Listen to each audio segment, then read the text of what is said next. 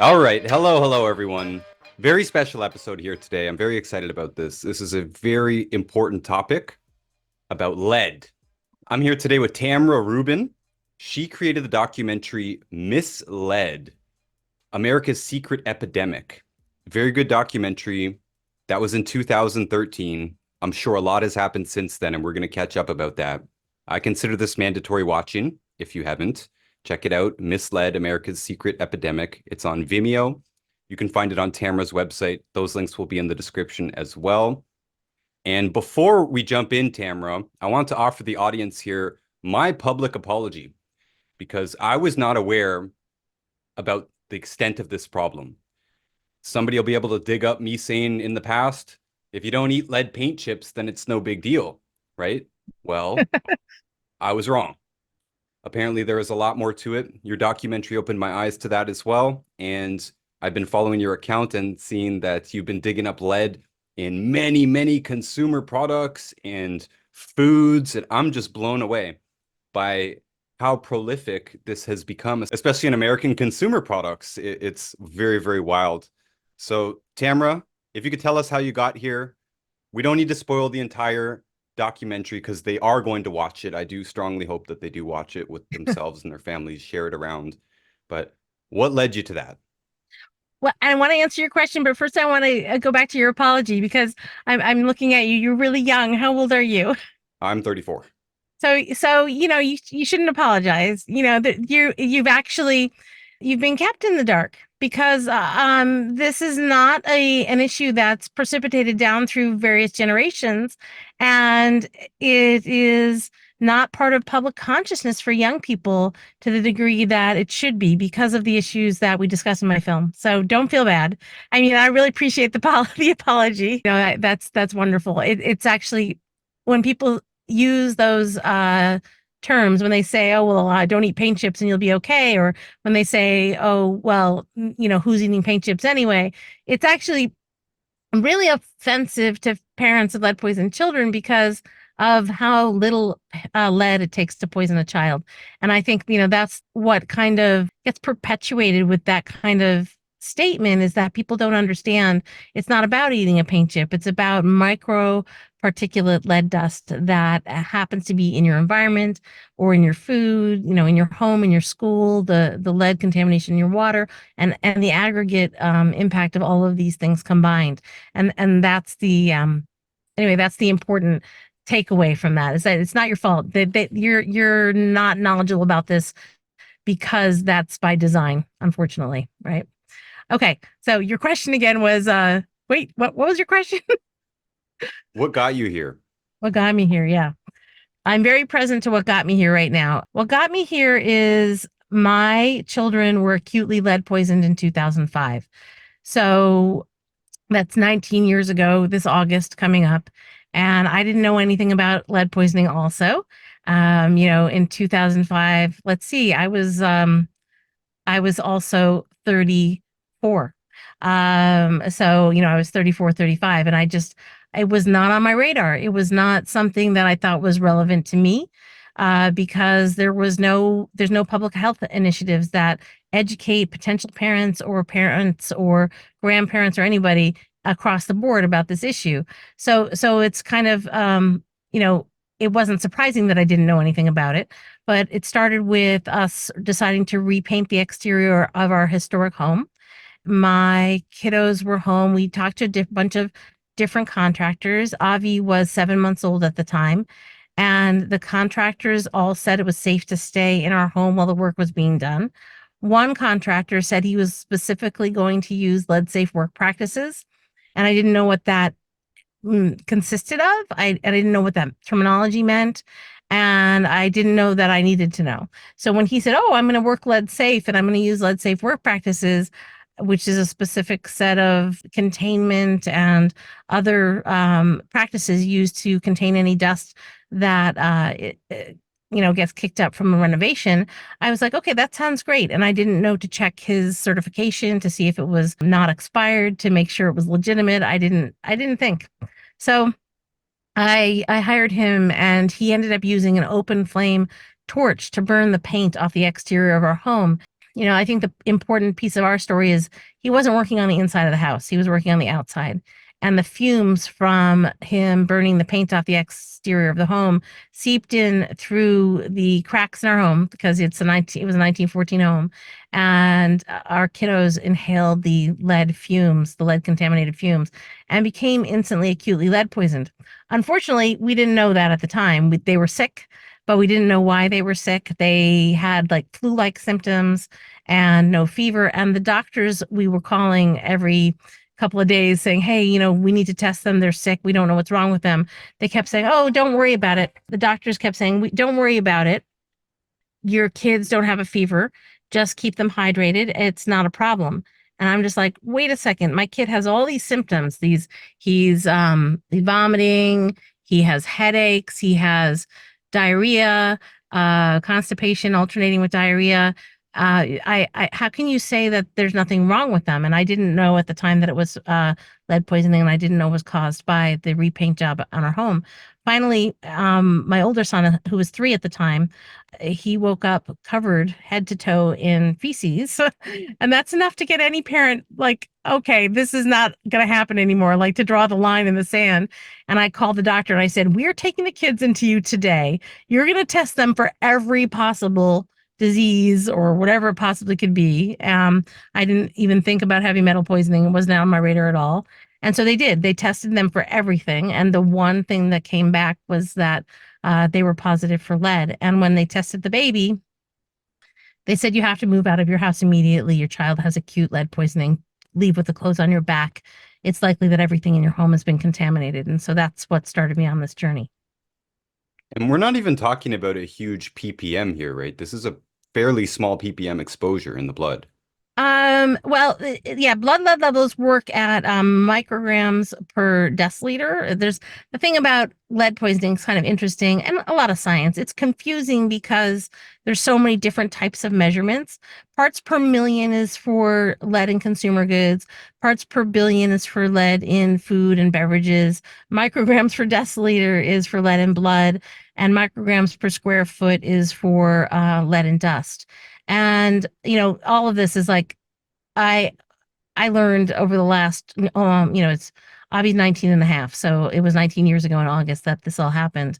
And basically it took me many, many years to kind of acquire this range of knowledge. And that's why I created the film and my website, which is leadsafemama.com, so that people would have access to all of this information in one place, which, otherwise wasn't available kind of in a comprehensive and depth and breadth way, that a lot of detail about where you can get poisoned, how you can get poisoned, aggregate exposure. So yeah, it takes a microscopic amount of lead to poison a child, literally microscopic. A paint chip worth of lead paint is enough to contaminate an entire, well, let me just think, almost a football field, to a level of about 5 micrograms per square foot. The one analogy or example I have on my website is the sugar packet example. So if you take a sugar packet and divide it in half, so you have a half a sugar packet, and then divide it in half again, you have a quarter of a sugar packet, and then divide it in half again, you have an eighth of a sugar packet. 1/8 of a sugar packet worth of lead dust spread evenly across a football field is enough to contaminate that football field to a level of about 5 micrograms per square foot, which is enough lead to poison a child. And this is not a rare occurrence as we saw in the film with parks and schools and not just old homes with old paint, right?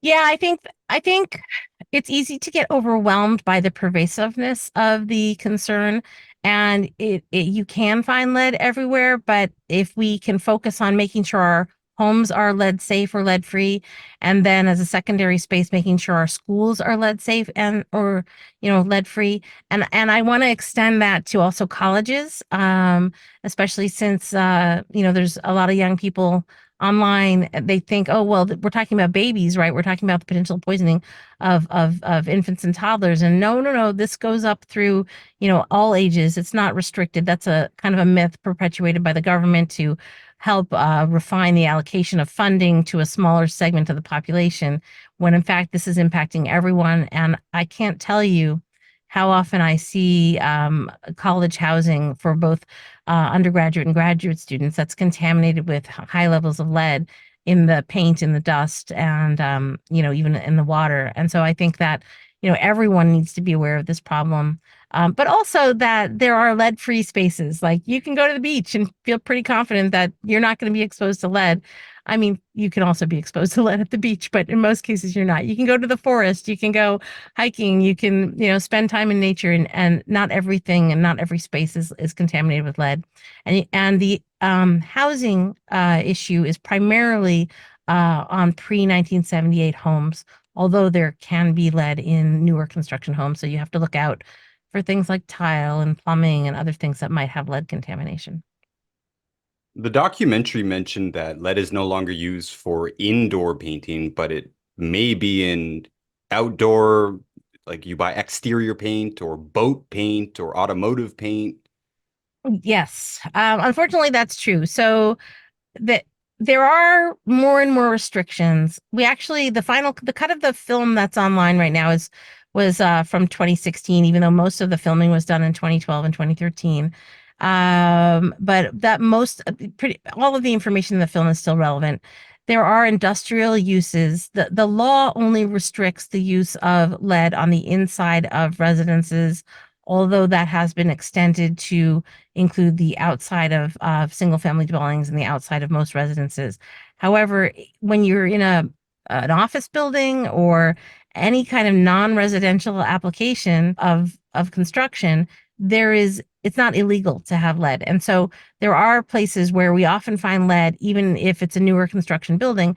And one of those areas is railings, like wrought iron railings are often painted with black lead paint, even up through the 90s and 2000s. I think, you might even find that depending on the location, but if it's a marine environment where there's a lot of deterioration from weather, you're more likely to see people using the good stuff, the lead paint on some of these exterior applications.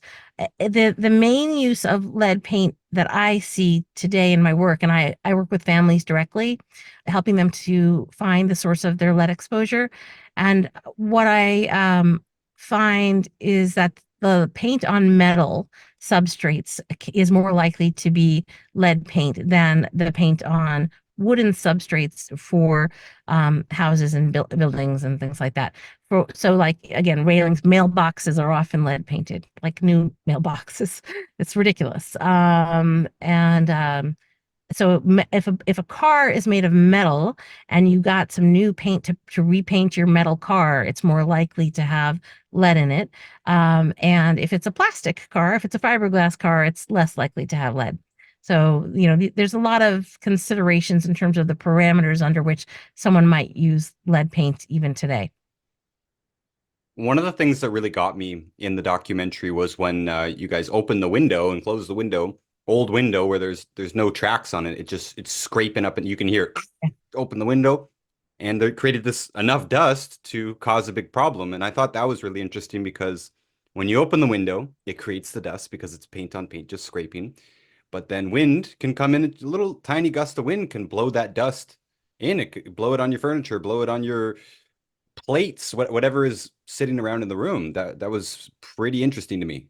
Yeah, there's one case in Rochester, New York. It's not mentioned in the film, where a mom was hoping to make sure her son had the best possible outcome in his life, as everyone's, all moms hope. And so she wanted to make sure that his crib was next to the window. So she put his crib next to the window so he could look out the window when he got up in the morning, and he wouldn't like cry for her. And then he could look out the window. It would help him go to sleep at night, whatever, her logic was that he would have access to the outside world, and she would open the window to make sure that he had fresh air. And that kiddo, just because the crib was next to an old lead painted window, ended up being acutely lead poisoned from his exposure caused by his, as an infant in his crib. So placing a crib next to an old lead painted window is a very bad thing to do. And I see it all the time. It's not an unusual thing. The the amount of lead dust that can be created from opening and closing an original lead painted window is enough to contaminate an entire home. And Dr. Lamphere in my film talks about how they have estimated that about 90% of the lead poisoning cases are from old lead painted windows. Like that, and I want to qualify that. That's the lead poisoning cases at levels that the CDC is considered, considering an issue, which is a higher level than is actually what's considered safe for children. So, like the CDC's current action level is if a child has a blood level of 3.5 or higher, 3.5 micrograms of lead per deciliter of blood, that level of lead is actually quite harmful. Children can have long-term negative health impairments as with levels as low as 1 or 2, and the CDC is not tracking that at all.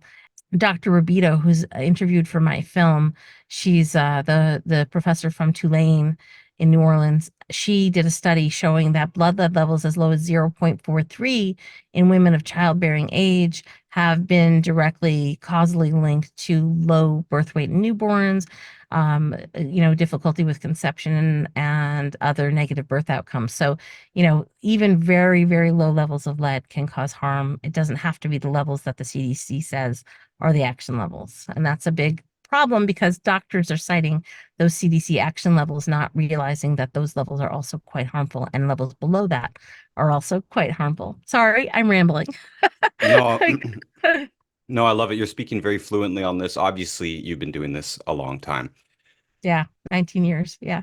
So also in the CDC or whoever's statistics, obviously they're only counting cases that are known. And you already mentioned that it was difficult to get your doctors even interested in this problem and get them to test it. And I see this in my business all the time, by the way.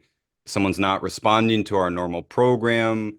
Why? Well, I send them to their doctor, go get some blood tests for parasites or any number of things. And very, very often they come back and they say, no, my doctor refused to run that test.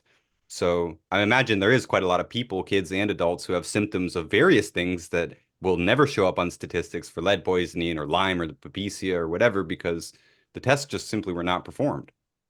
Yeah, and it's an interest. There's a you just said a statement that we could spend an hour unpacking, but so a really interesting thing is that Lyme disease and lead poisoning have a lot of the same symptoms. So, and that's the case across the board.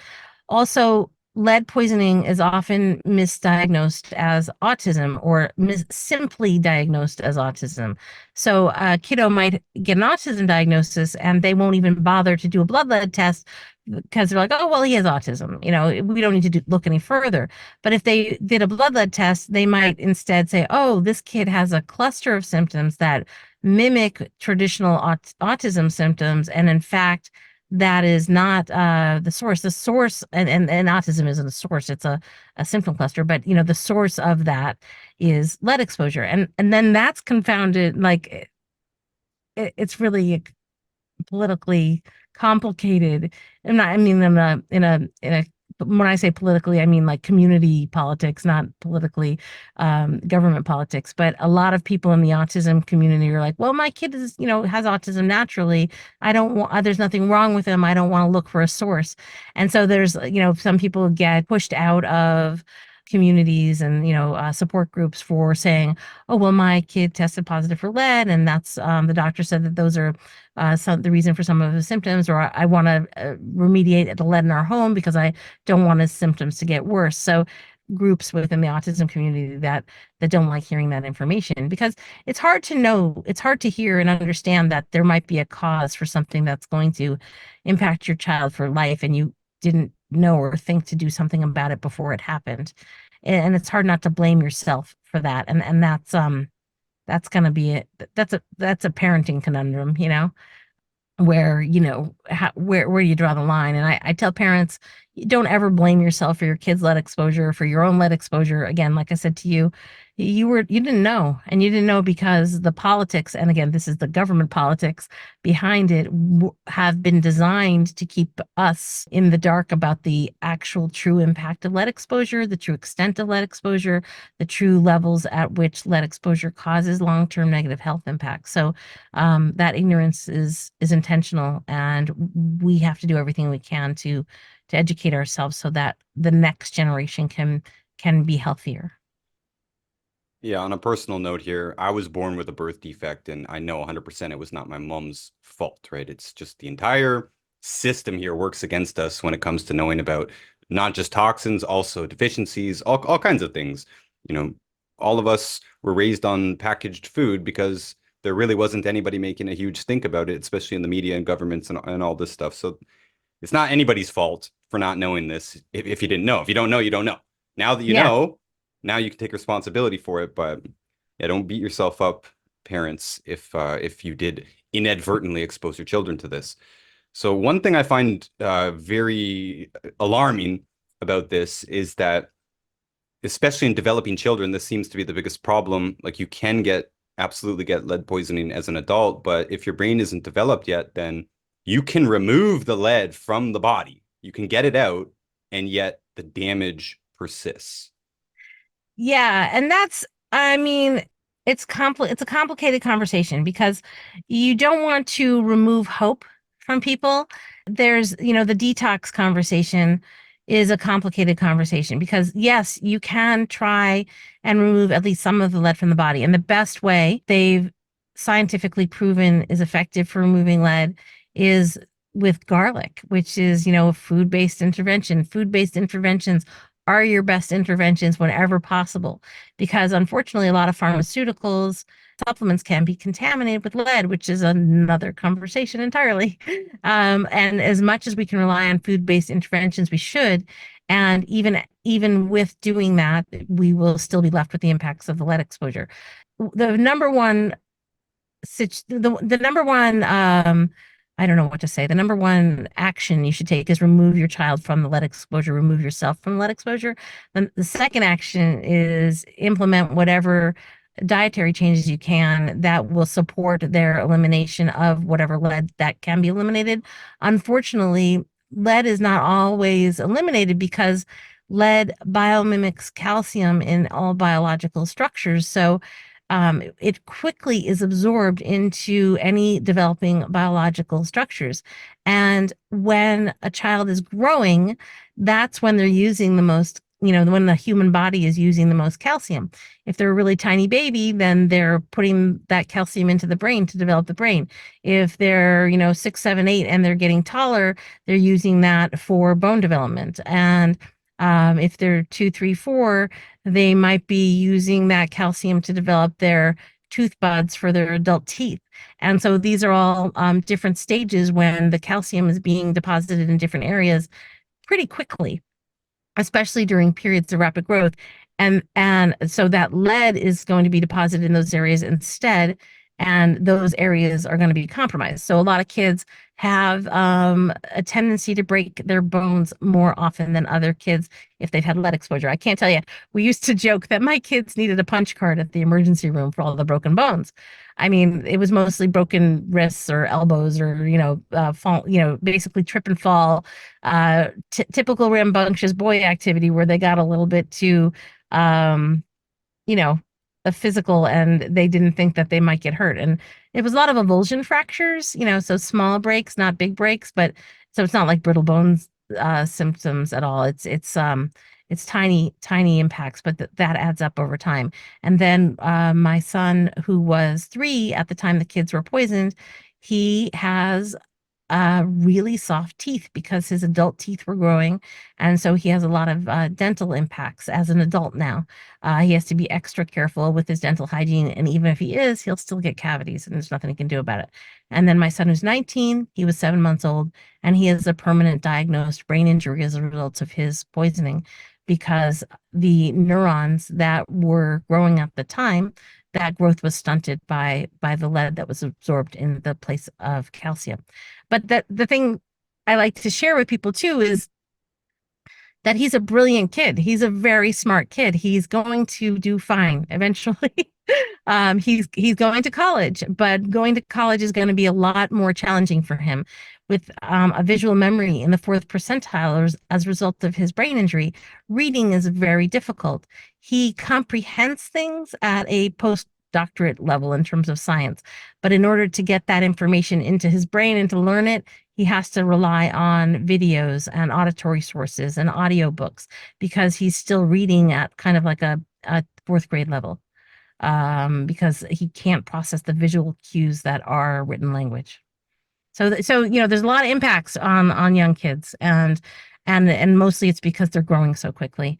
You just have to be cautious about some of the detox protocols out there and make sure that you're removed from the source before doing anything that might be considered a detox protocol. Because if you're trying to do a detox protocol while you're still exposed to the source, you might just be increasing the amount of absorption of lead as well. You think that's because your body, naturally stuffs these heavy metals into fat cells and stuff, and if you liberate them, then they could be circulating if you're still being exposed to them. Yeah, well, Western medicine doctors are pretty anti any detox protocols because of that. Basically, the assertion is that using a any kind of detox, I mean, and some of the detox protocols are just downright nonsense and snake oil.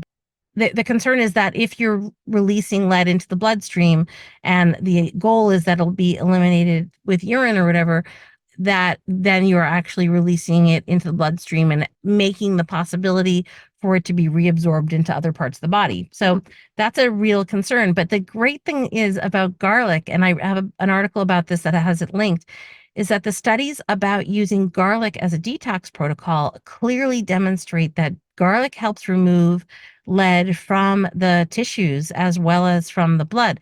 They've done studies in a bunch of different countries, Vietnam, Korea, Japan, and I believe also in the United States. And those studies show that, so basically they fed chickens lead, or mice or pigs or whatever they use for the study. And then they fed one group of them garlic and then dissected those animals, and they found that even the organs of the ones that were fed garlic had lower lead levels. So that was a really important study, or range of studies, that is exciting because what ended up happening is when a child is admitted to the hospital with acute lead poisoning, they are given pharmaceutical chelation agents. And those chelation agents are very dangerous because they strip beneficial metals as well as harmful metals. So they'll strip iron and calcium and things the body needs. But these hospital protocols are now integrating garlic into the chelation of acutely lead poisoned children, and they're having much better outcomes because there isn't a side effect of using the garlic, and it's actually in many cases seen to be more effective than the pharmaceutical chelation agents.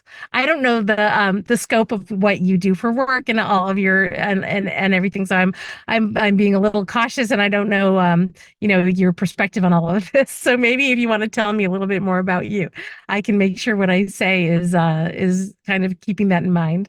Well, I do nutrition, and what you're saying to me makes 100% sense. This is not our specialty, of course. We don't actively deal with heavy metal poisoning or anything like that. We have some basic information. Like I had some pulled up here in front of me. Zinc, iron, calcium, vitamin C, vitamin E, sulfur, amino acids are all protective against lead toxicity. Excess lead can affect bone, liver, kidney, pancreas, heart, brain, nervous system. There's a lot more on vitamin C. And it's been debated for a long time, by the way, because of what you said earlier, that lead can take the place of calcium. So some people, even myself, have speculated that in the natural forms of lead, we're going to get back to that point, the natural forms of lead at the natural quantities that you would find in seawater and spring water and stuff. Many have speculated, especially since 1981, that might actually mean that it is essential in trace amounts in its natural forms. The form here, I think, is extremely key because any element can kill you in the wrong form or the wrong dose. And that's especially true with ones like arsenic, which is pretty unanimously agreed that it is essential. It's definitely in animals, and it's still kind of debated in humans, but it's in trace amounts. When you find the industrial forms of it, then it can absolutely be a major problem. Fluoride is the same thing. Fluoride is abundant in spring water and all this stuff, but it's in a different form. It's not the industrial waste product that we find in our water supply. And I think that's the biggest problem here with lead. And by the way, Well, yeah, no, go I, on. I can I should even just read this quote here from that 1981 study that was arguing that lead may be essential because lead deficiency produced anemia and growth defects in second generation rats.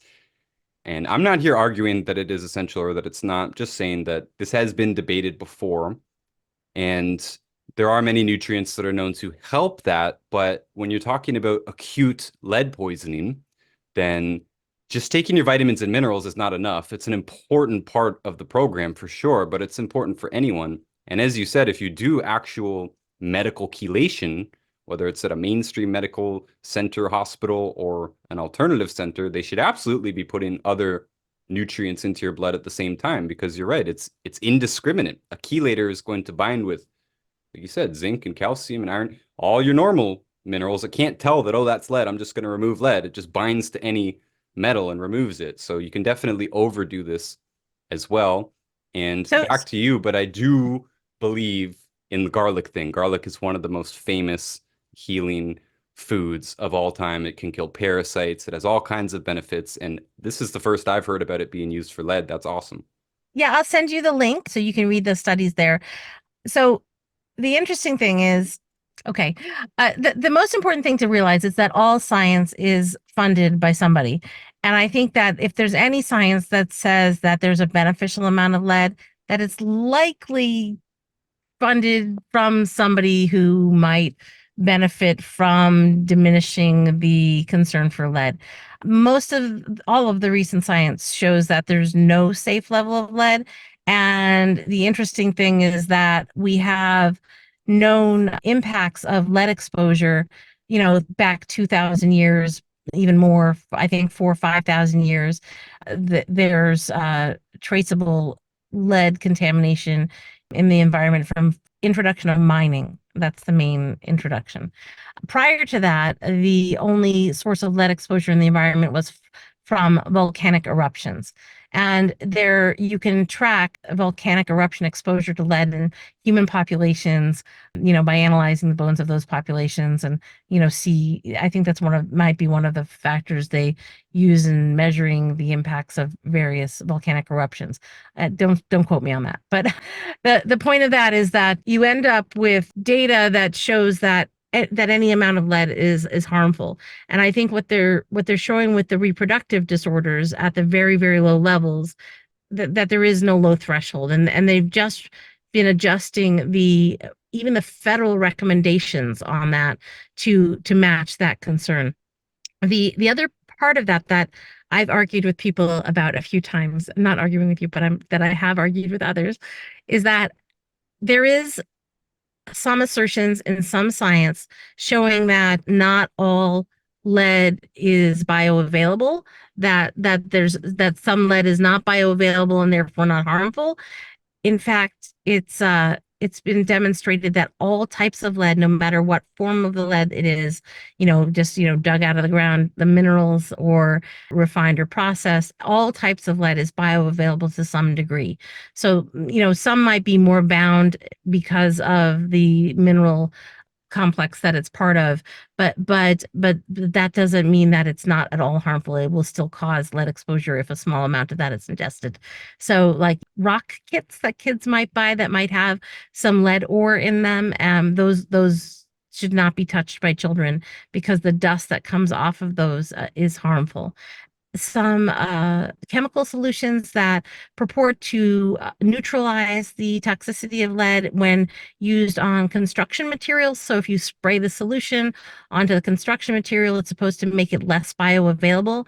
But what those solutions don't take into account is that if you have a paint chip and you get spray on one side of the paint chip, the back side of the paint chip is still fully available to be absorbed, to have the lead not have been bound in whatever this matrix is that might make it less bioavailable. There's also a big myth out there that the naturally, I'd be doing air quotes if I wasn't holding my computer up, the naturally occurring level of lead in products like bentonite clay is somehow bound, ionically charged, and not bioavailable to those ingesting it. And that's actually also been disproven.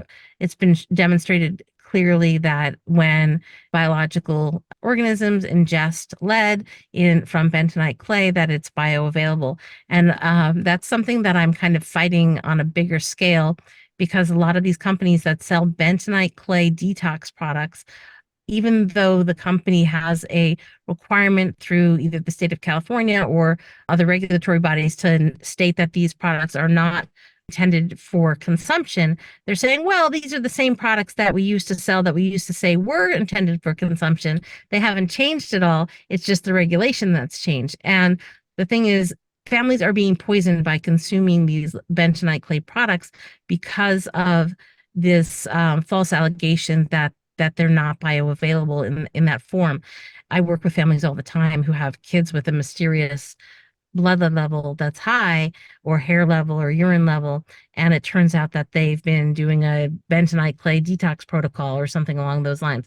So I think, it's you have to be really cautious with what science you're looking at and what the source of the science is. A lot of the bentonite clay people are citing a study called Cooper 2009. And this study has nothing to do with the potential for absorption of lead from bentonite clay by human organisms. The study is about the treatment of water systems and the removal of lead from heavily contaminated sewage water using bentonite clay as a filtration system. And I don't know who jumped to the conclusion, well, oh, we can use bentonite clay to filter sewer water, so we should be able to use bentonite clay to clean up our bodies. Somebody made that conclusion when there was no scientific basis for it. So there's a lot of bad science out there when it comes to lead exposure, especially science that's kind of pushed and supported and propagated into popular culture by companies selling products that are unsafe for consumption. And I believe you actually, out of my whole lead section here in my archives, that really was the only favorable study that actually even used the word lead deficiency. And even when it comes to fluoride as well, we're going to do a fluoride episode very soon. Even some well-renowned researchers speculated that it may be essential, but it looks to me that it's been disproven since. So I do believe that there are some elements that are just frankly not essential. They are in the environment naturally. That does not mean that they're good. Obviously, mercury is in the same category here. Some of them are essential in tiny amounts, like arsenic. But back to lead, I'm with you here. I'm not saying lead Well, is essential. I wanted to mention the fluoride real quick because I was just talking to somebody about this the other day. It's really important consideration. Oh, I was talking to the Washington Post. I had an interview a couple of days ago with the Washington Post, and we were talking about water contamination. And I was an outspoken advocate in the city of Portland, Oregon, where I live, to make sure they didn't add fluoride to our water system. We were one of the few major municipalities in the United States that don't have fluoride added to the water system. I advocated for that because when you add fluoride to a water system that is already treated with chloramine, which many water systems are, you cause a chemical reaction between the chloramine and the fluoride that increases the excretion of bioavailable lead from the pipes, fittings, and fixtures of that water system by 1000%. So it like corrodes it. Yeah. Yeah, it pulls the combination of fluoride mixed with chloramine causes the extraction of lead from the pipes, fittings, and fixtures. It effectively extracts it and increases the lead levels in water by 10 times. What do you think about diatomaceous earth? Yeah, I don't know. Because I've I always haven't. recommended it instead of bentonite clay. It's cheaper and it appears to work better. So here's the thing. I'm doing a lot of food testing. You saw my food testing, right? Hmm. And one of the things we hope to test is diatomaceous earth. We're trying to coordinate with the lab to get a lab that can properly dissolve that, as well as the clays, to determine whether or not there's bioavailable lead, you know? Because if it doesn't dissolve in a lab test and isn't detectable in that way, then maybe it's not a problem. I don't know. But the thing I do know, and I always rely on science, and I only try and make statements based in science that I am familiar with, or experiments that I've done myself using scientific methodology.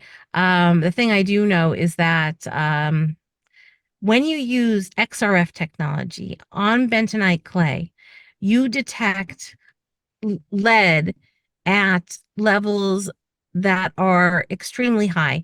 So you can't usually use XRF technology to detect lead in food. If you detect lead in food using XRF technology, that's a lot of lead because XRF technology tests in parts per million, and 1 part per million is 1,000 parts per billion, and food is toxic in the range of 1 to 100 parts per billion, depending on what regulations you look at. Chocolate's legally allowed to have 300 parts per billion or 600 parts per billion, depending on the chocolate, for lead and cadmium. So there's some different regulatory standards, and there's also health-based standards. So food is supposed to be below 5 parts per billion lead. If you look at the 2021 proposed baby food regulations that was recommended by the scientific community but not passed by the feds. So the scientific recommendation was that food not test positive for more than 5 parts per billion lead. Bentonite clay, when tested with an XRF instrument, tests positive for up to 27 to sometimes as high as 40 parts per million lead. That's 27,000 to 40,000 parts per billion lead.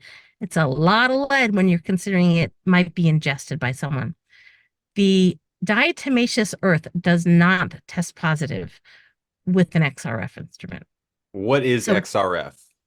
X-ray fluorescence technology. It's the technology used to test consumer goods, used by the Consumer Product Safety Commission to test consumer goods for toxicants, lead, mercury, cadmium, arsenic, all those things. So, so basically, diatomaceous earth does not test positive for levels of lead typically above 1 part per million.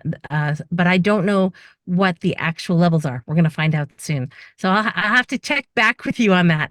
I know that I have given my children diatomaceous earth I guess that's the big recommendation for pinworms, which was like, whoa, what is this? I didn't even know that was a thing.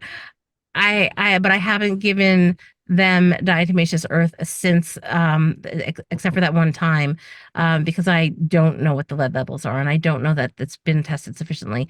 And I'm waiting. I'm excited to do that testing to find out whether or not it has lead and at what levels. I don't know. Is the XRF machine, that handheld machine you had in the documentary, looks like a radar gun?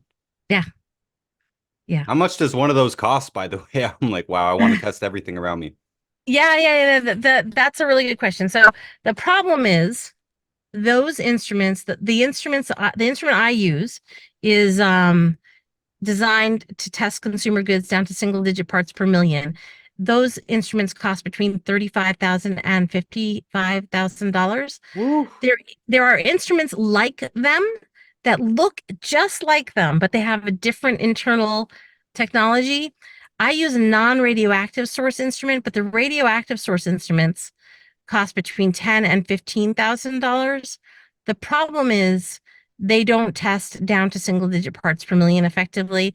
Instead, they mostly are designed for testing paint. They test in milligrams per centimeter squared, which is another measurement of lead. And that's an issue because people see my work and say, oh, well, I want to buy one of those. Let's buy one of the $10,000 instruments. And it's first off, it's a radioactive source.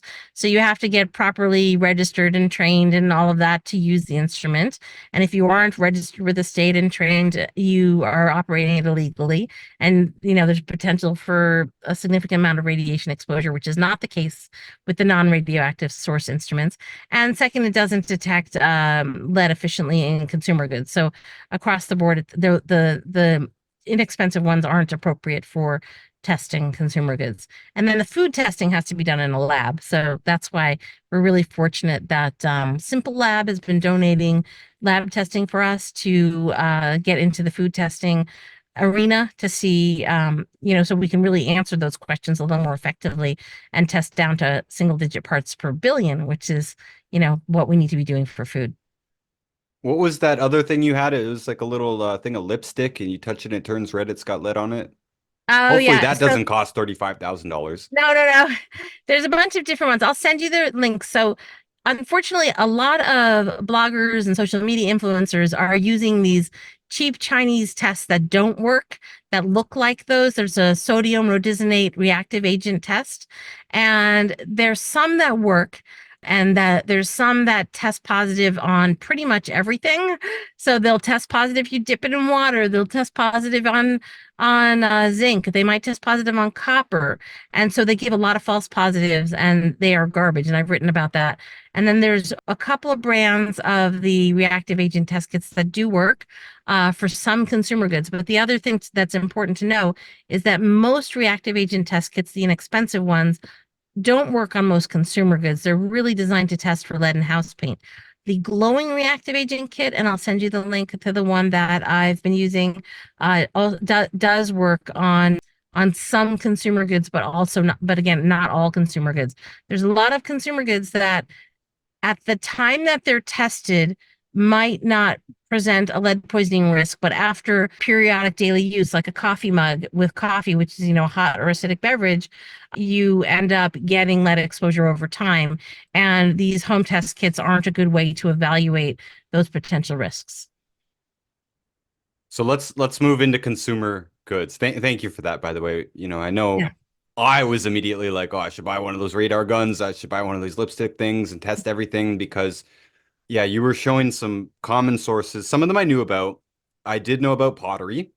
A lot of people don't know about pottery. Your standard coffee mug might have lead in Yeah. it. Um, I knew about ancient metal. It's old school metal. Pewter? I knew about pewter. And my wife really likes pewter and she likes antiques and stuff too, but I knew like that's got lead in it. You don't want to drink out of Yeah. that. But then you showed a crystal glass. And I was like, oh no, I have a crystal glass that I use for wine sometimes and it's acidic and that might, oh no. Is it all crystal? Yeah, so it's really funny because I went to the home of a very wealthy person the other day and they had all the crystal. They had so much leaded crystal. And it's considered like, oh, well, I've arrived. I can afford anything. I should get some nice crystal. Or if you're not wealthy, you might think, oh, well, I'd like to get one or two really nice crystal glasses to have my wine every now and then. And it's like a status symbol in a way, like a lot of things in our culture, when in fact there's bioavailable lead in crystal, especially when used with alcohol. And most consumers can't know one of if their product has lead in it. And even if they buy lead-free crystal now, the lead-free crystal will have antimony in the place of lead, and antimony is a known carcinogen. So the best thing to do if you want glassware for drinking wine or alcoholic beverages, or any kind of acidic beverage, lemonade, even milk has a degree of acidity, so anything drinking, is go to the dollar store or Walmart or Target or anything like that and buy the inexpensive ones that cost $1 or $2 each, because those are the ones that don't have the heavy metals. It's kind of this weird irony that the inexpensive options in a lot of these cases are the ones that are safer for your family. I always recommend that. And then if you want to look for brands online that are safer, modern Libby brand products and Anchor Hocking and Duralex all are lead free and antimony free and relatively inexpensive. So And once again, she has a lot of resources on her website that you can fully check through and cross-reference that with the stuff in your home. So these ceramics and pottery and crystal, this is not an accident. The manufacturers know that they put it in as an ingredient on purpose. yes, yeah. Well, it's funny because the leaded crystal industry has gone through a lot of effort to try and make you think that their products are safe. And then the really interesting piece of that is that in the last 10 years, they've been shifting to the lead-free crystal. I'm like, huh, well, why are they shifting?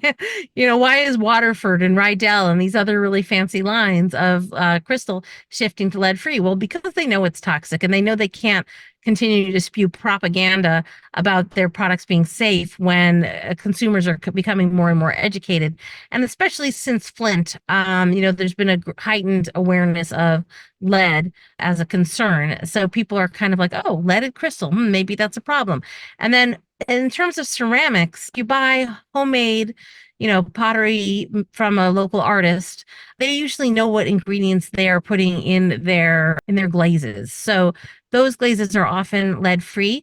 Unfortunately, if they are pink or red or purple or orange or yellow, the glazes can have high levels of cadmium, which is a known carcinogen. So if you want to get a safer piece of pottery, look for natural colors, browns and whites, and some blues can have cobalt, so that's another concern. But or if you're going to buy a piece of pottery from a local potter, make sure that the colorful glaze elements are on the outside and not on the inside. But even the old pottery that has colorful glazes on the outside, if that colorful glaze is high lead and you're putting your lip on the outside of that mug to drink, and you've been using that for a long time, you have potential lead exposure from that. So you have to be really careful. Especially be careful about leaded pottery from Mexico, Portugal, and Italy. They are often those are the three countries that tend to have the highest lead levels in the glazes, and they add those. That's intentional, like you were saying. They added that lead to make those things shiny. Make them pretty, make the colors pop. Red lead is a color. It's the color of the Golden Gate Bridge. The Golden Gate Bridge is painted with lead paint. New paint on top layers of it is not lead paint, but even when I tested the Golden Gate Bridge using my XRF instrument, and it still tests positive for lead because there's lead in the layers underneath.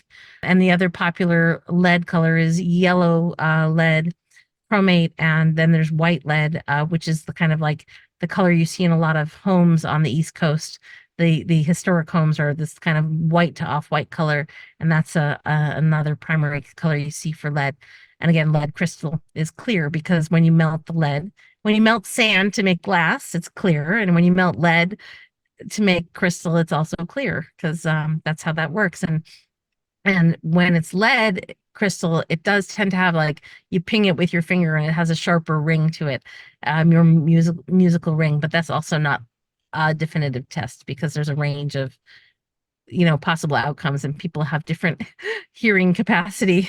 So I say stick with the cheap stuff from Walmart or Target if you can. And that's a I like that advice because people are concerned, oh my God, it's going to cost so much money to, switch to lead-free, safer things for my home. And actually, the lead-free, safer things are usually the less expensive options. Very good to know. I'm sitting here as we speak, drinking out of an old mason jar. There you go. Good job.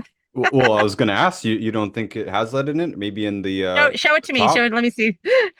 It's uh, it looks a little bit rough because it's got lots of supplements in it. Can you oh, see? okay.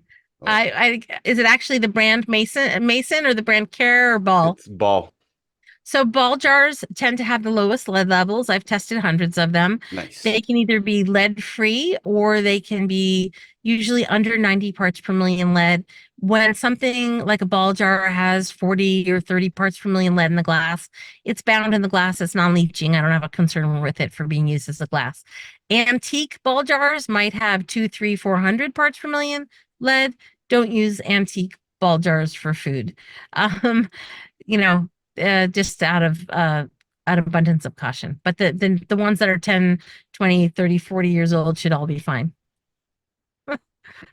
Okay, I am on the Washington State Department of Health website, and they're listing here common sources of lead poisoning. Of course, they mentioned lead-based paint.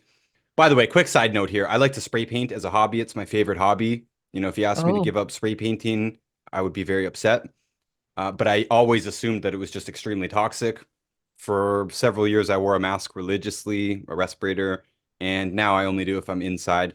But I did actually check with the company that I use, which is called Loop Colors, and they specifically state on their website that they don't put lead in it or the hexachromium, I think it's called, and a couple of other problematic ones.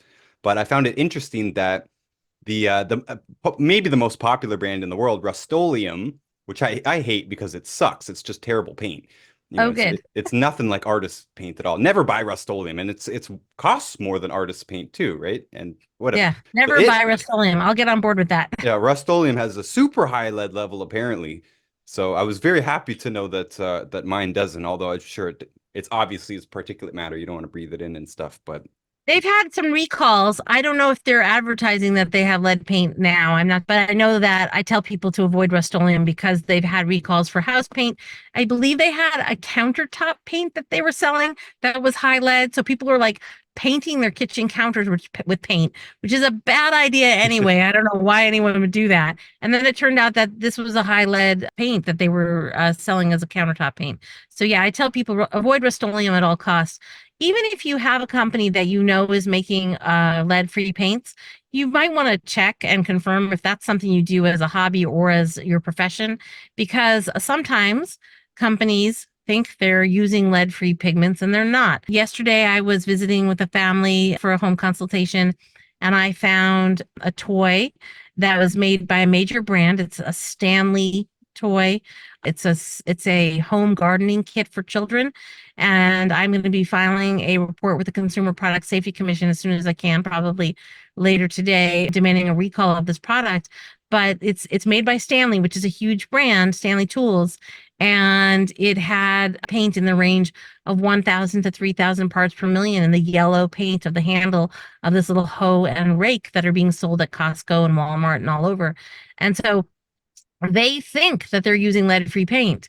They don't know that they're not. Somebody dropped the ball in the chain of evaluations for the product safety, and that happens a lot, even with companies who are paying attention. It happens more often than you might imagine. Like a few years ago, this company makes a product called the Jumping Jumperoo, and they got really popular during the pandemic because it was a jumping thing for kids to use inside. And they had on their website that their product was lead free. And then I tested their product and I found that the yellow bars on this inside jungle gym thing for little kids tested positive for a really high level of lead because, again, somehow it got through their supply chain. They weren't paying attention. They didn't detect that batch, whatever, and lead was added to the colorant for that particular product. So definitely, keep on top of these companies because they don't always pay attention to every detail themselves. This is one of the things that I really, really wanted to convey on this episode with you, that it's not just antiques. This is what blew me away the most. I personally thought it was just old paint and old antique stuff, old furniture. No. And one of the things that was touched on in your documentary was that this is all from mining. This is mined, sold to manufacturers, and put into products. It's not an accident. It's not whoopsie daisy, we've got 400 ppm of lead. It does not happen by accident. You have to know that you put it in your product. And yes, Yeah. people who sell pigments and stuff, the companies downstream that might be using those pigments for something, they might not know, true, but it entered the consumer world on purpose 100%. And I was blown away that lead is still mined. Uh, like Yes. for Yeah. for what? Because even solder, I was trying to come up with like, is there anything that we need lead for? Like it has to be lead. No other metal can do this except for lead. First thing that came to mind was solder for welding, but there's plenty of lead-free solder. You don't need lead to solder. So why are we still Well, using it in so many products? the lead-free solder can legally have up to 2,500 parts per million lead, Oh, geez. and lead-free brass can have up to 2,500 parts per million lead. So just like nickel-free stainless steel can have up to 2,500 parts per million nickel. So you have to get into the linguistic distinctions and industrial definitions of what lead-free means, which I think is a bunch of BS, of course. But yeah, I mean, so, if you talk to someone who does electronic soldering, they're going to tell you they need lead because it doesn't stick right if it's not lead. It'll fail within 3 or 4 years if it's not lead. So there's a whole camp that says you really can't do effective soldering without lead. But I think people do it, and I think that there are other tools if I don't think they need to use lead. I think that they're working on making that more effective, and like you said, they have the lead-free solder option, even though it's not 100% lead-free. But car batteries is the main thing that lead is used for these days, and the main reason we still have lead mining. And the other main reason we still have lead mining is bullets. So when you want to look towards why we still have lead in products, it's because the companies that are mining and refining and manufacturing lead for car batteries and bullets are very politically influential industries, very politically influential companies, and to the point where they're influencing our news cycles. I mean, the auto industry is enormous. The NRA is an enormous force. These companies and these industries have major lobbyists. And those are all the lead industry is behind all that. And people think, oh, well, I didn't know the lead industry was a thing. And I'm like, yeah, it's a thing. There's an international lead industry conference every year. And every year, all the companies that engage in lead mining, refining, and manufacturing of lead contaminated or lead based products, they get together and they have a meeting and they talk about how every year they've made record profits in their sales of lead products. So it's not a small industry. It's an industry that's constantly growing, and they are mining. There are active lead mines in Australia. There's active lead mines all over the place. We've decommissioned quite a few lead mines in the United States. I don't know if there's any. I think there might still be some active lead mines in the United States, but I'm not aware where those are. There, the communities where there were major active lead mines in the United States, everyone in those communities is poisoned. Their water is poisoned. Their land is poisoned. It's a real health concern now.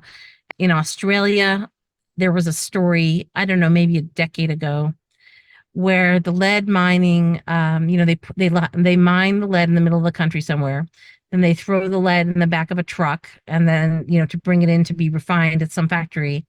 And when it's being transported, they're not covering the truck, so there's like dust clouds coming off of these trucks, and they had tens of thousands of birds dropping dead from the sky from the dust contamination that was caused by the transportation of the mined lead. And it was really a tragic story because the story was about the birds dying. Well, the families in those communities had lead poisoned children with blood levels in excess of 10 micrograms per deciliter. So, but that wasn't the big story because they weren't dying. You have kids who are poisoned, and that's never the big story, or rarely a big story. And that's thanks to our media and news cycle and drama that is that people look for in the news that they consume, unfortunately. Well, back here to the Washington State Department of Health website. Sorry. No, Diversion. I'm connecting this into this. The number one, they had lead-based paint, which yes is obvious to all of us, although we didn't know that it continues to be in practice. Number two was contaminated soil, which is probably from the many decades of use in leaded gasoline, where it accumulated on roadsides, especially. I don't know about you, but I was always told, don't pick blueberries or raspberries off the side of the road. Basically, Yeah. both because of lead, and actually where I live, it's so cold that salt doesn't work, so they use a chemical to destroy the snow, melt the snow, Yeah. melt the ice. So yeah, you don't want to eat off anywhere within like 15 feet of the road, basically, because they spray these chemicals. But number three here specifically says children's toys. Children's toys. That's That's the pretty high up thing. the list there. Why is it so much in children's toys? Is it just the pigment? And is it just paint, or is it also like when they actually dye plastic, like you said, into red and yellow? Yeah, it's in the well, the issue with children's toys is they're not disposable. People hold on to them. They have sentimental value. They stick around for generations. So not only do you have newly manufactured children's toys, but you have all the decades of generations past where you have the sentimental toys that that are contaminated because they were made before the legislation that outlawed lead in toys. And people are like, huh, when was the legislation that outlawed lead in toys? 2008. And when Wow. did that legislation become enacted and enforceable? 2011. So, I tell parents if you have a toy made before 2011, there's a chance it could be contaminated with lead. Certain major manufacturers have been doing a good job in making lead-free toys since the early 90s. If you have toys from the 80s, there are a lot of toys from the 80s that have unsafe levels of lead. Wasn't regulated. I think I tested I think it's a Voltron, some robot transformer. I don't know. I don't know my transformers, but I tested one of them. It was like 800,000 parts per million lead in the paint. If your kids play Dungeons and Dragons, or if you play Dungeons and Dragons, I mean, I used to play Dungeons and Dragons, so I'm 54, but and my kids also play Dungeons and Dragons. So the little figurines, those are often lead, and they are often painted with lead paint because the acrylic paints don't stick to the lead well, but the lead paint does. Are you talking And about enamel paint here? yeah, a lot of the enamel paints can Okay. be enamel paints are often leaded. Oh, I used to Yeah. play with a lot of, well, not play. I used to build models. Yeah, yeah. So the plastics can have lead, like the vintage Fisher Price toys in the 70s and Little Tikes toys through the 80s have high levels of lead in the plastics, and also can have lead paint on the plastic because they thought it stuck better. Who the hell knows what they were thinking? I mean, so yeah, so toys is a problem, but modern made toys purchased at Walmart or Target, modern brands should not have lead, except for there are exceptions, like this toy that I tested yesterday that hopefully will get recalled in the next couple of months, is this Stanley toy gardening set. So one of my things that I say and I repost frequently is like, if you want to know about recalls months or sometimes years before they happen, follow my page at Let's Save Mama, because I'm reporting these things to the CPSC, but they are so overwhelmed with work or maybe just ineffective policies, maybe, that they are not processing these recalls sometimes for 6 months or 18 months. And so hopefully the work that we're doing with Let's Save Mama LLC is we're giving people information in advance of the government taking action. From the food contamination, like the Bob's Red Mill cassava flour that was 303 parts per billion lead, which is super high, and probably maybe recalled. I don't know. I'm going to be submitting that report to the FDA hopefully this week, to these toys that have high levels of lead that probably will be recalled. The FDA recalls are a little more less specific because the regulations aren't there to support them. And that's another thing. Like, people are like, well, when are pipes, fittings, and fixtures required to be non-leaching for lead? When was the law that said we couldn't have lead being added to our drinking water from our pipes, fittings, and fixtures? One might think, oh, well, that was, around the time of Flint, maybe 2016, maybe 2017. Nope. That law became enforceable and active as of January 2024, This year. this year. Forget about the Roman Empire. This is Yeah. happening right now. Okay, wow. Somebody sent me that post on the cassava flour because we're pro gluten free. So yeah, just last week I think it was, somebody asked, what do you think about cassava? And I said, cassava's fine. It's not even a grain. It's a tuber.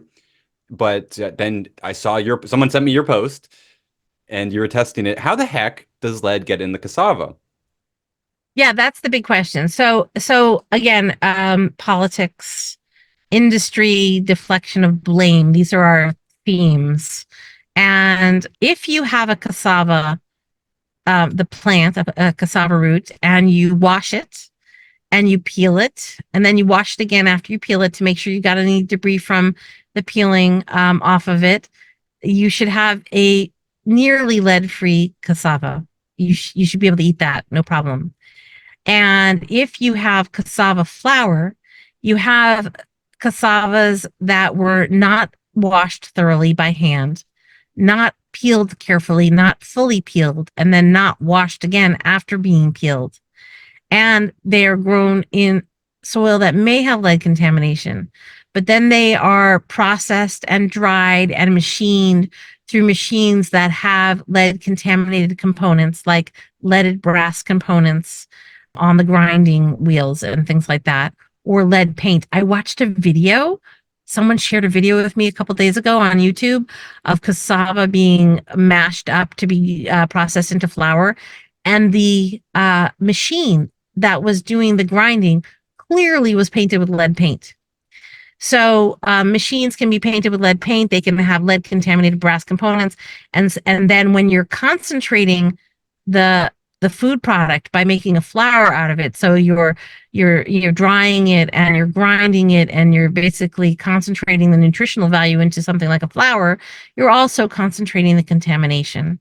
So I have not yet found a cassava product that is safe for consumption. And that's hard for people to hear. I also discourage rice. Rice should be a treat. If you have rice, you should wash it thoroughly and eat, the whole grain, but wash it 3 times. Make sure all the cloudiness in the water is gone before you cook it, and that helps limit the amount of arsenic. But given the emphasis on gluten-free right now, and basically the need for convenience in cooking, which is the big problem, people really need convenient food options. There is an over reliance on flour products. And I think if we take, you can look at your gluten free needs and then take 3 considerations into weigh these 3 considerations heavily with any food that you're going to eat or any cooking you're going to be doing. Avoid flour whenever possible. Don't substitute wheat flour with some other flour. Substitute wheat flour with whole fresh foods. Just don't eat bread. Don't eat bread products. Don't eat crackers. Try and limit those to a really rare snack. Don't have something that you eat every day be made out of a flour product, because flour is more likely to be contaminated. That's a number one thing. And number 2 is avoid cassava at all costs, and avoid rice whenever possible. And that means avoid rice syrup, avoid rice flour. And when you eat whole rice, make sure you wash it. And the same, you can eat whole cassava. But if you do those 3 things, avoid flour products, avoid cassava, and avoid rice, and avoid meaning like, don't kill yourself if you are starving and there's all that's there is something with cassava and you feel like that's your only option. Eat. You have to eat. But really don't go out of your way to integrate those 2 foods, rice and cassava, into your diet if possible, and especially in the flour form. You should be a lot healthier. That is very good advice, by the way. People ask, can I have gluten-free cookies or crackers or whatever? And we always say it's still junk food. It is still junk food. It is gluten-free, so you'll have less of a reaction to it. It should inflame the intestines less, but it's still junk. Anything in a box or a bag is basically junk, is a golden rule.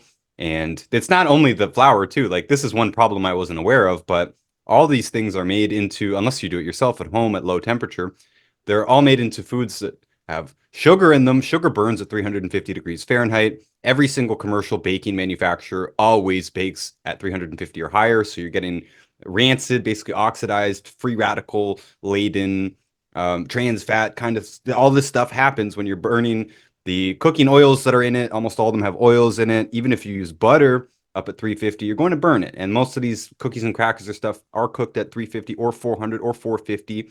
And so you have a whole range of problems here.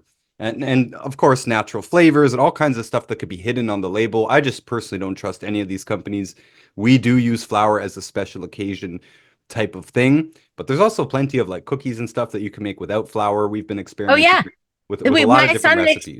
Makes flour-free cookies are not hard to make, and flour-free breads there's some yummy, really dense grain and or grain-free nuts and seed breads. There's like stuff you can make, sprouted seeds, so much interesting stuff you can make without flour, and you can make your own flour at home. I'm all for that.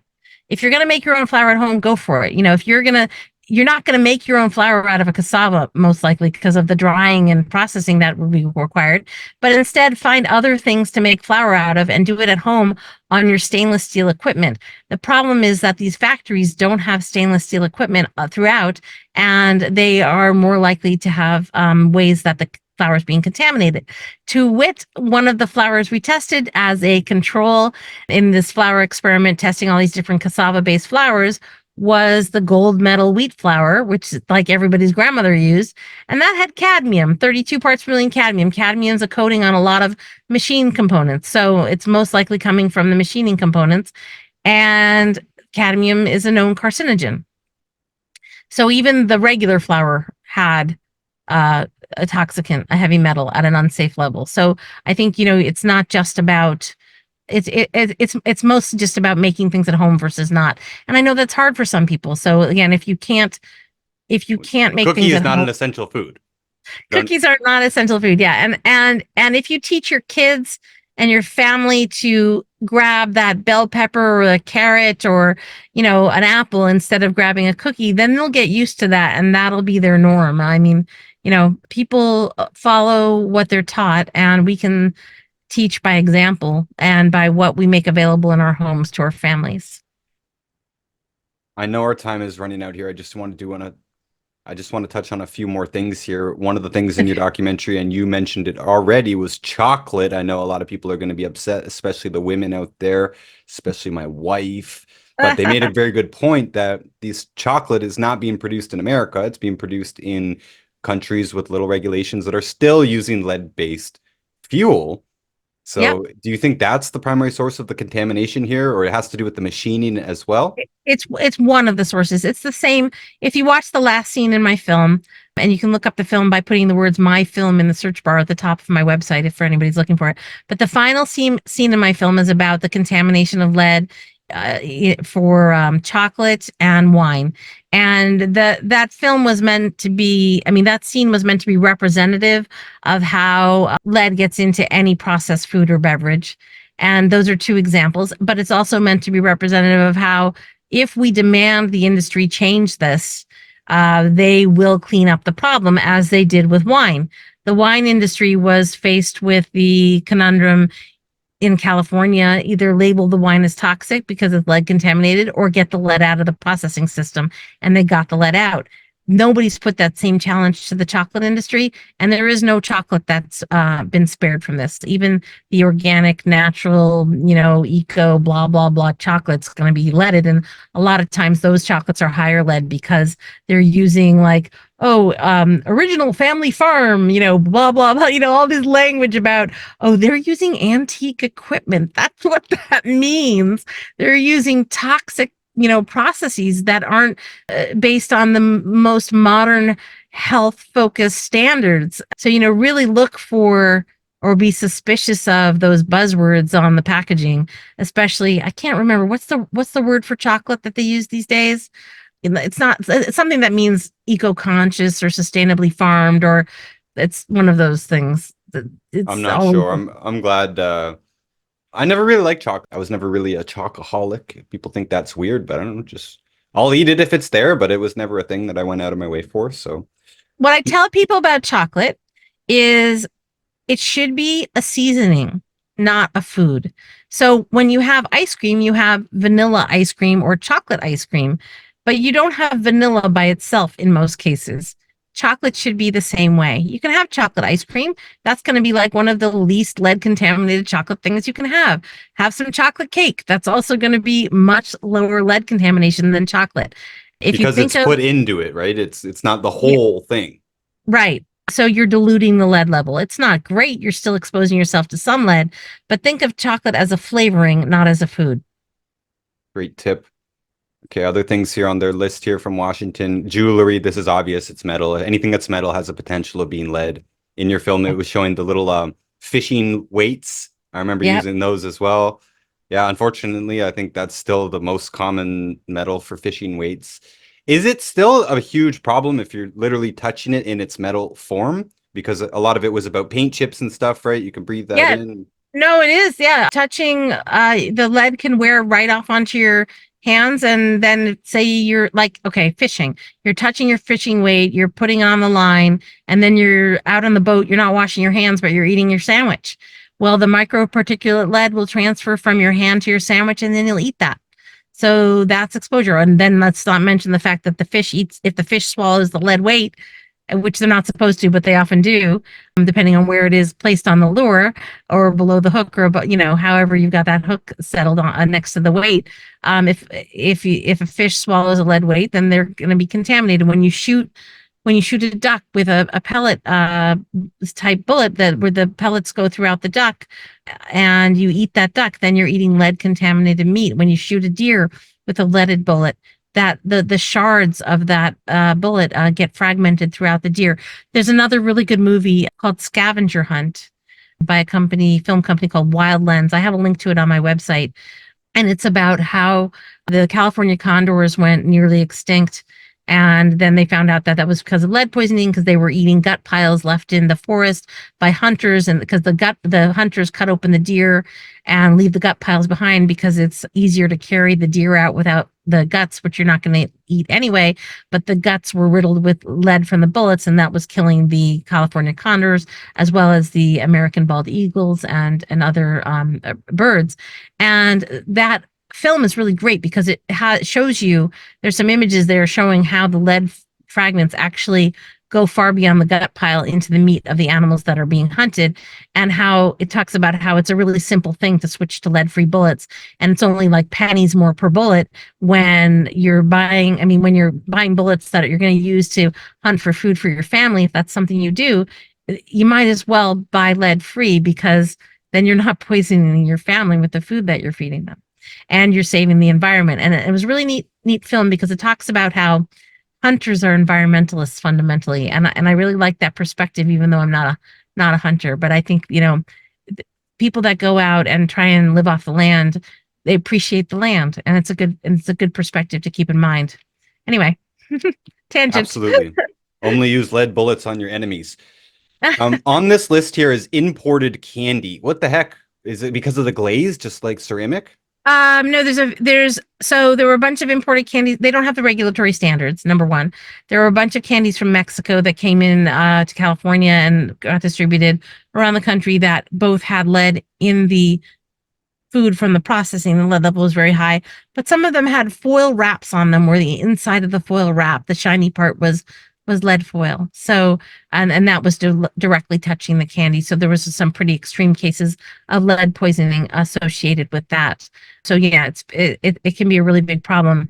I mean, any candy. Again, like, candy shouldn't be food. It should be a rare thing. And again, getting back to the politics and the corruption and follow the money themes, the candy industry, in response to Consumer Reports summary about the lead and chocolate issue, their response is, well, you only eat, two to three servings of this a day. I mean, a month. Sorry, no, let me rephrase that. You only eat 2 to 3 servings a week, and their serving size is really tiny. It's like a third of a chocolate bar. And so the candy industry is basing their contamination allowances based on 2 to 3 servings, where the serving size is far below an actual serving size, and that's weekly. What kid When is eating a couple of little pieces of candy?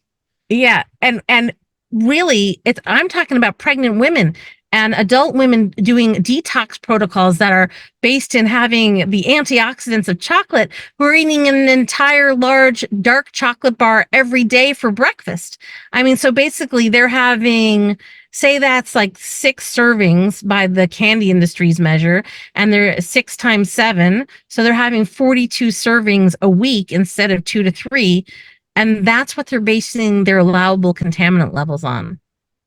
They're basing it on a small fraction of what's actually being consumed. So these people who are eating dark chocolate on a regular basis are getting, I'm trying to do my math real quick, but they're getting like sometimes 15 to 20 times as much of lead and cadmium that is allowed, because they're eating more than the candy industry says is what a normal serving size might be.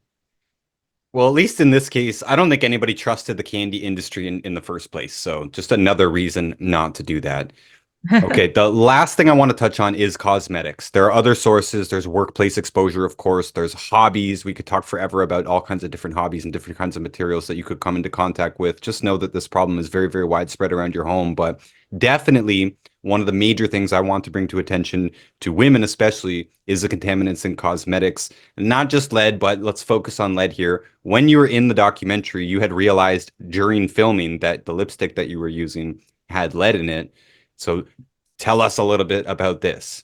Yeah, I don't use any cosmetics or personal care products because of this. I'm a funky hippie, and I was born in 1969. So you might not be me, but I don't.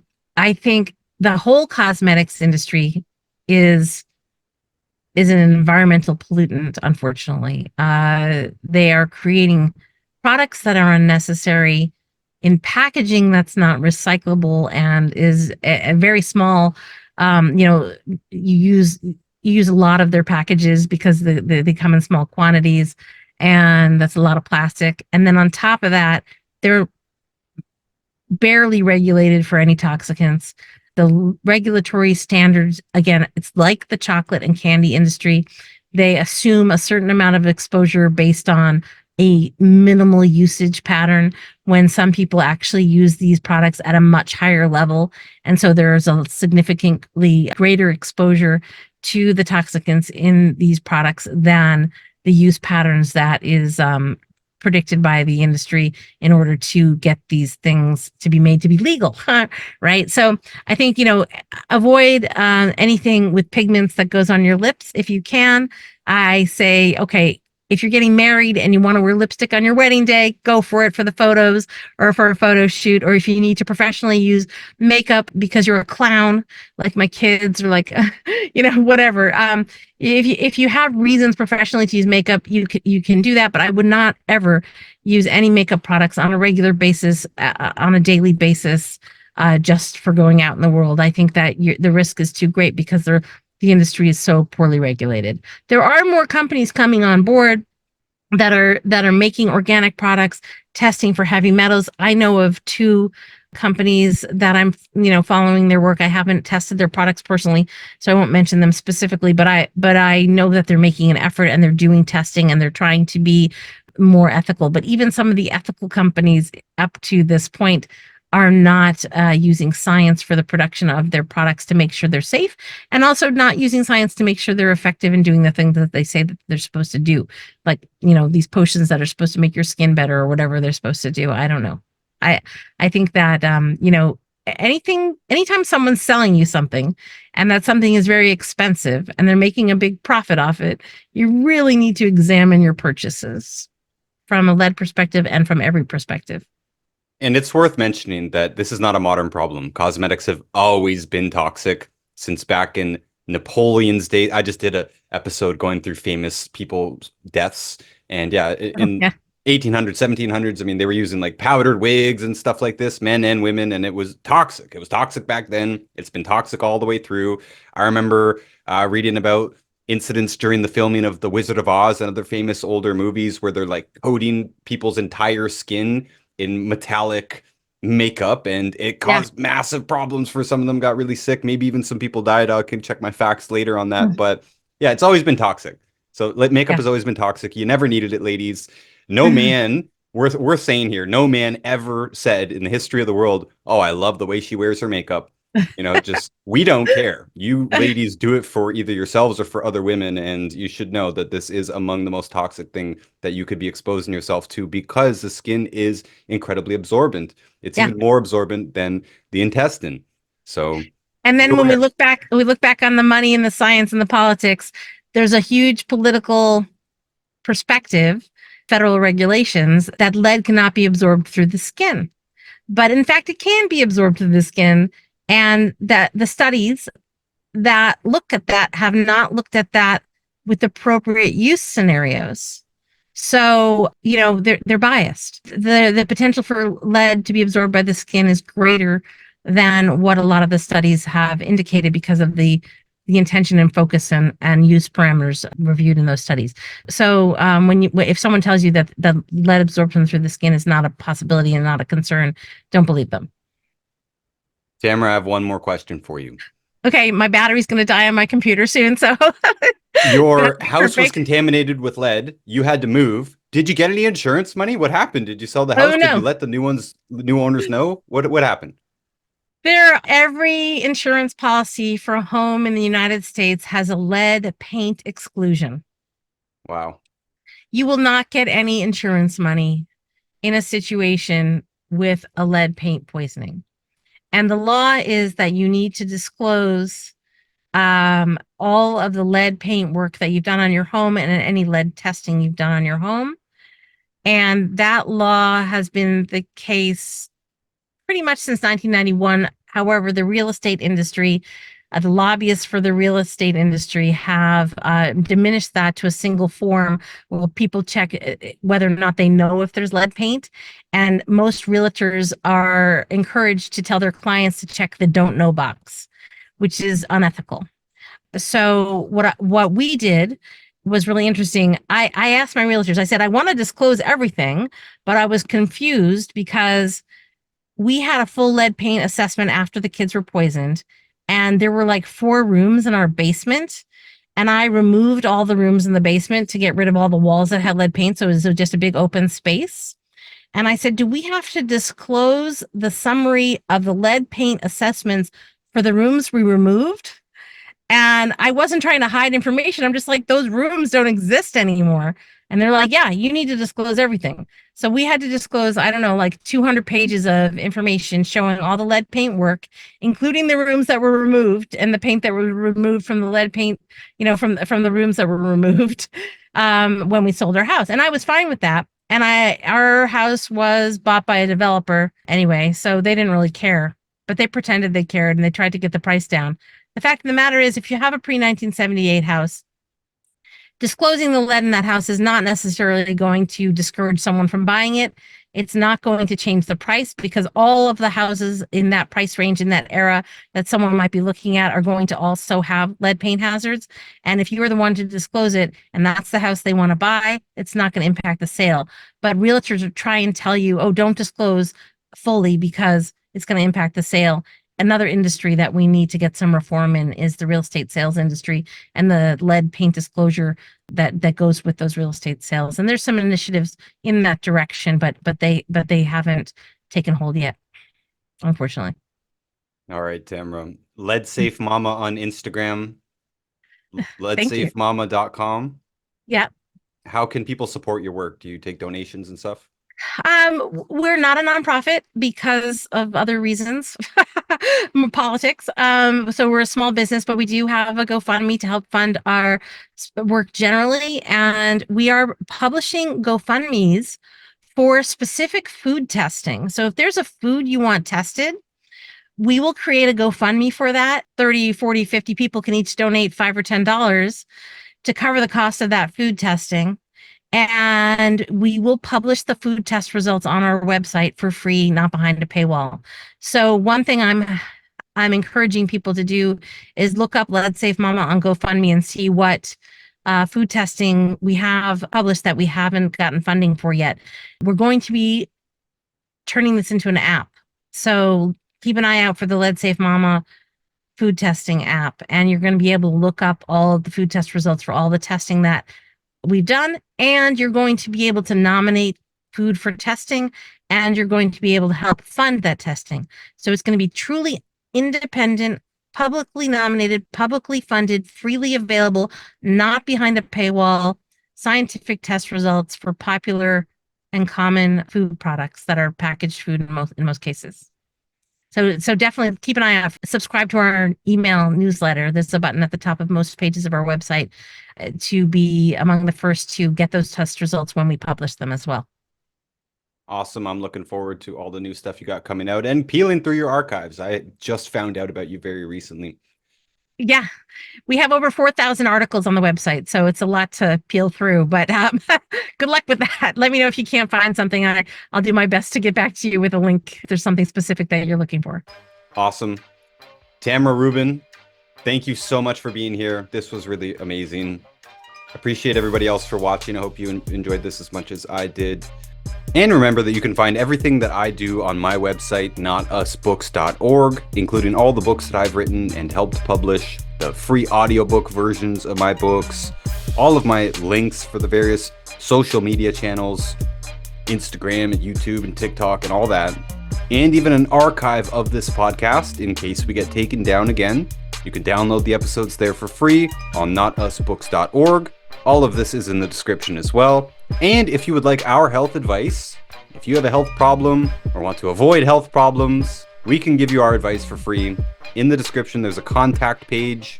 There you'll find a questionnaire. You can fill out that questionnaire and send it to any of the coaches on the contact page, and they will respond with our best advice.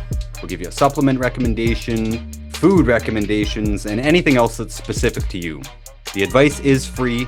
We will make a commission if you do buy the supplements recommended, but nonetheless, you can get our opinion by contacting one of the coaches. Stay healthy, my friends. Until next time. And thank you for having me. Thank you, Tamara. Take care. God bless.